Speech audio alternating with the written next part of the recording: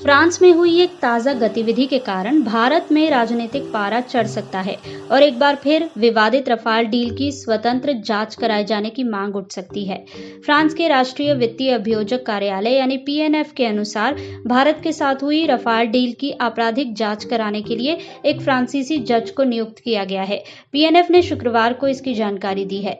2016 में भारत के साथ हुई इस करोड़ों रुपए की विवादित फाइटर जेट डील पर भ्रष्टाचार के आरोप लगते रहे हैं।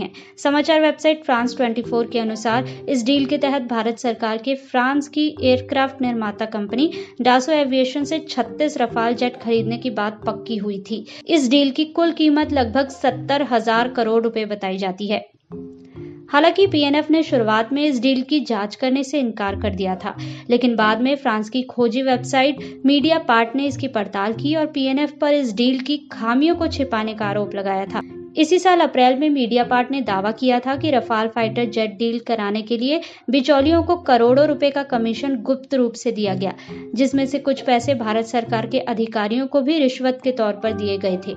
मगर डासो एविएशन ने इसके जवाब में कहा था कि उनके ऑडिट में ऐसी कोई बात सामने नहीं आई है।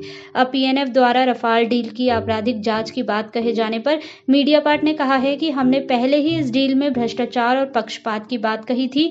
हमने अपनी रिपोर्ट के जरिए दुनिया में ये बताने की कोशिश की थी कि डासो एविएशन ने भारत के प्रधानमंत्री के बहुत करीबी और उनके स्थानीय साथी अनिल अंबानी पर एक बड़ा वित्तीय उपकार किया है।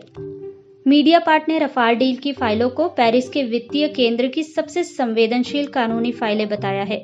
मीडिया पार्ट की खोजी पत्रकार यान फिलिपीन ने बताया कि इस बेहद संवेदनशील रफाल डील की जांच पीएनएफ द्वारा आधिकारिक रूप से 14 जून को ही शुरू कर दी गई थी। माना जा रहा है कि पीएनएफ ने मीडिया पार्ट द्वारा अप्रैल 2021 में सिलसिलेवार ढंग से छापी गई खोजी रिपोर्टों के दबाव में आकर ही जांच शुरू की है। समाचार एजेंसी एएफपी के मुताबिक मीडिया पार्ट की रिपोर्टों के बाद आर्थिक अपराधों में विशेषज्ञता रखने वाले फ्रांस के एनजीओ शेरपा ने इस डील के खिलाफ आधिकारिक शिकायत दर्ज करवाई थी। इस शिकायत में शेरपा ने भ्रष्टाचार और डील के लिए अपने प्रभाव का इस्तेमाल किए जाने जैसे आरोप लगाए, जिसके बाद एक मजिस्ट्रेट को इस डील की जांच करने के लिए नियुक्त किया गया।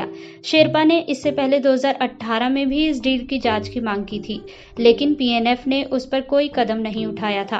अपनी पहली शिकायत में इस एनजीओ ने बताया था कि डासो एविएशन ने अपने भारतीय पार्टनर के रूप में रिलायंस ग्रुप को चुना, जिसके मालिक अनिल अंबानी हैं, जो भारत के प्रधानमंत्री नरेंद्र मोदी के बहुत करीबी बताए जाते हैं। डासो एविएशन ने साल 2012 में भारत को 126 फाइटर जेट सप्लाई करने का कॉन्ट्रैक्ट हासिल किया था, जिसमें उनका भारतीय साझेदार हिंदुस्तान एरोनॉटिक्स लिमिटेड यानी HAL था।